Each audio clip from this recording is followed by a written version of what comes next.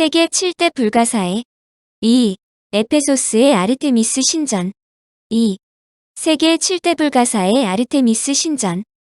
아르테미스 신전은 그리스 시대의 가장 큰 신전이었음은 물론 대리석으로 만든 최초의 신전이기도 하다.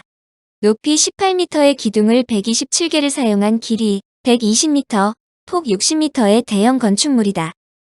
현대인에게 위압감을 주는 그리스 아테네의 파르테논 신전은 길이가 69.50m, 폭 30.80m, 높이 10m 정도로 면적만 볼 때 파르테논 신전보다 거의 4배나 되는 규모다. 또한 기둥도 127개를 사용하여 파르테논의 58개에 비해 2배가 더 많다. 아르테미스 신전이 얼마나 큰 규모였는지 쉽게 짐작할 수 있을 것이다. 신전의 자재는 가장 아름답고 순도 높은 백색 대리석만 사용했으며 중앙의 넓은 홀은 4방향에서 대리석 계단을 딛고 올라갈 수 있도록 했다. 아르테미스는 그리스 신화에서 제우스와 레토의 딸로 아폴론과는 쌍둥이 남매간이다. 아폴로는 태양의 신이고 아르테미스는 달의 여신이다. 순결, 정절의 상징으로 처녀의 수호신인데 처녀의 순결의 상처를 입힌 오리온과 아크타이온이 그녀로부터 죽음의 벌을 받기도 했다. 처녀 사냥꾼으로 산과 들에서 사슴을 쫓는 활의 명수이지만 고대의 징호신이라는 설도 있다. 또한 벌의 여신이라고도 전해지는데 에페소스의 동전 한 면에 아르테미스의 상징으로 여왕별이 부조되기도 했다. 아르테미스는 다소 이율배반적인 성격을 갖고 있다. 아폴론이 남자들의 갑작스런 죽음을 초래한다고 여겨졌듯이 아르테미스는 산육을 치르는 여자를 고통 없이 그 자리에서 죽게 해주었다고 한다. 그래서 일부 지역에서는 마녀인 헤카테와 동일시되거나 밀접한 관계가 있다고 여겨졌다. 아르테미스가 다른 신과 다른 점은 여자의 3단계를 한 몸에 갖고 있다는 점이다. 즉, 아르테미스는 처녀이며 부인이며 어머니로 여겨진다. 호머는 아르테미스에 대해 다음과 같이 적었다. 모든 자연은 이 원초적인 여신에 속해 있다. 돼지가 과일과 꽃을 생산해내는 것은 바로 아르테미스의 명령에 의해서다. 그녀는 모든 사물과 공기, 대지와 바다를 다스린다. 그녀는 동물들의 생명을 주관하며 야생동물들을 길들이며 그들의 멸종을 막는다. 또한 그녀는 새 생명의 탄생을 돕는다. 에페소스인들이 추앙하던 아르테미스는 다른 지역의 아르테미스와는 우선 외형부터 매우 달랐다. 현재 남아있는 에페소스의 아르테미스 조각상을 보면 그 모습이 매우 이상하고 야릇하다. 기둥 형태의 경직한 모습과 풍요로움을 나타내듯 살이 찌고 가슴에 무수한 유방, 알, 열매, 여신의 제단에 받쳐진 황소의 고환 등으로 생각되는 수많은 돌기들이 강조되어 다소 기괴한 모습을 보이고 있다. 얼굴은 엄숙한 모습을 하고 있고 하반신은 이집트의 미라를 안치한 관의 뚜껑처럼 생겼다. 그것을 장식하는 짐승들은 수사슴, 황소, 사자, 그리핀, 스핑크스, 사이렌 등인데 아르테미스가 사냥꾼이었기 때문에 주변에는 항상 기묘한 동물들이 따르는 것을 표현한 것이라고 설명된다. 이런 신의 모습을 에페소스인들이 오래전부터 숭배한 것은 아르테미스 여신이 자신들에게 불을 제공해 준다고 믿었기 때문이다. 에페소스에선 이 여신을 모시기 위해 인신공의의 풍습도 있었던 것으로 추측되며 침략 세력에 의해 다른 신들이 도입되었을 때에도 끝까지 아르테미스 여신을 신봉했다. 역사적으로 부침이 심했던 소아시아에서 자신들이 신봉하는 신에 대해서 가장 충실하고 또 전폭적인 지지를 보인 것은 에페소스인들이었다. 크로이소스의 오만. 고대 7대 불가 사이에 들어가는 아르테미스 신전은 미디아의 왕 크로이소스가 에페소스를 점령한 후 기원전 550년부터 신축하기 시작했다고 알려져 있다.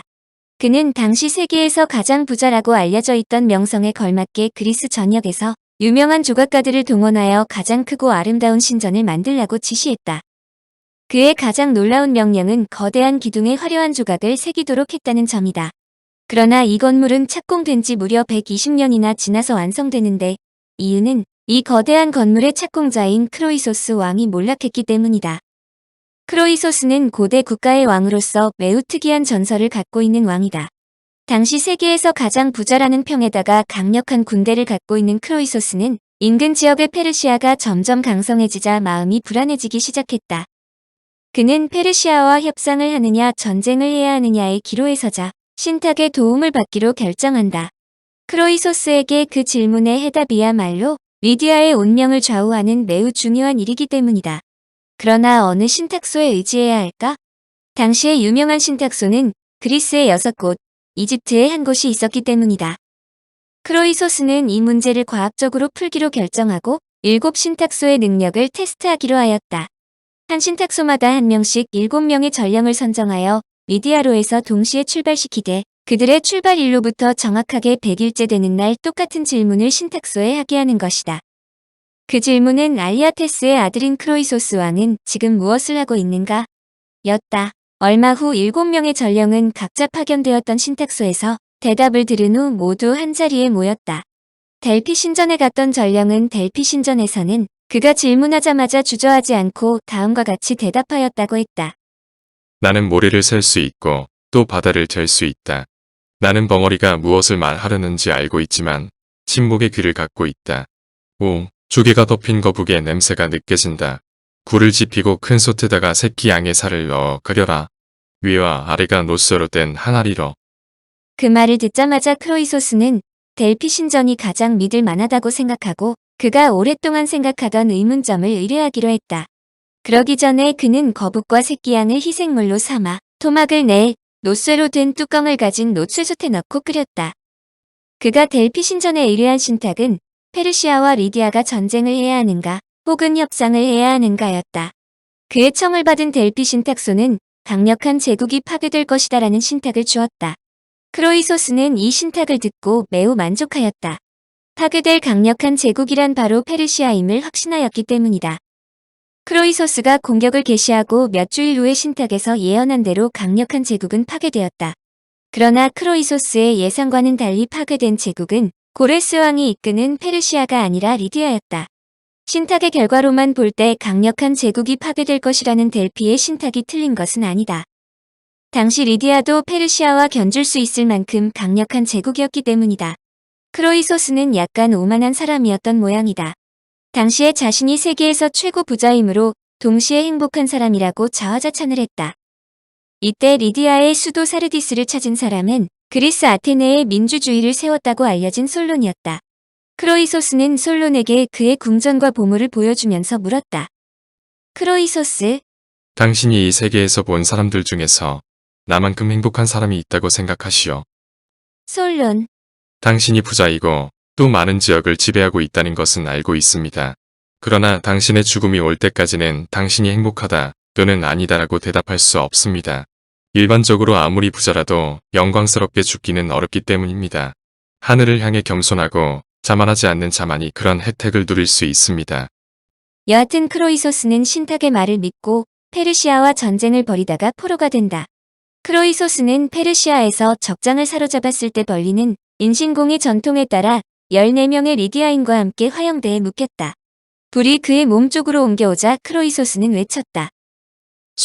솔론이야말로 내가 모든 재산을 투입하고서라도 함께 있어야 하는 사람이었어.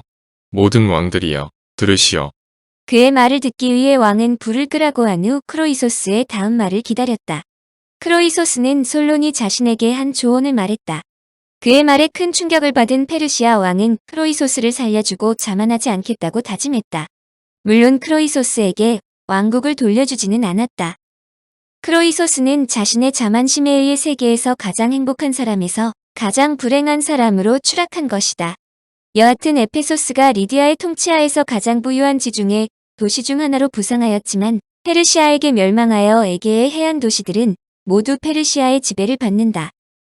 이후 기원전 334년 알렉산더 대왕이 페르시아의 지배로부터 해방시켰는데 알렉산더가 사망하자 그의 부하인 니시마쿠스가 이 지역의 통치자가 되었다. 그는 그의 아내 아르시노의 2세의 이름을 따서 에페소스 남서쪽 2.5km 지점의 아르시니아 라고 부르는 항구와 도시를 건설하고 에페소스에 있던 사람들이 옮기도록 명령했다. 그러나 에페소스인들이 에페소스를 떠나지 않자 화가 난 니시마쿠스는 그야말로 예상치 못한 명령을 내린다. 거친 폭풍이 부는 날 기존에 있던 도시의 모든 하수 시스템을 막아버린 것이다. 더 이상 에페소스에 머무를 수 없는 주민들이 새 도시로 이주할 수밖에 없었는데 다행한 것은 새 도시의 이름을 에페수스라고 명명해 주었다. 이주한 주민들에게 최소한의 자존심을 지켜준 것이라 볼 수 있는데 새로운 에페수스는 지중해에서 가장 중요한 상업 항구 중 하나로 부상했다. 청취자에게 원하는 것은 1. 구독 2. 좋아요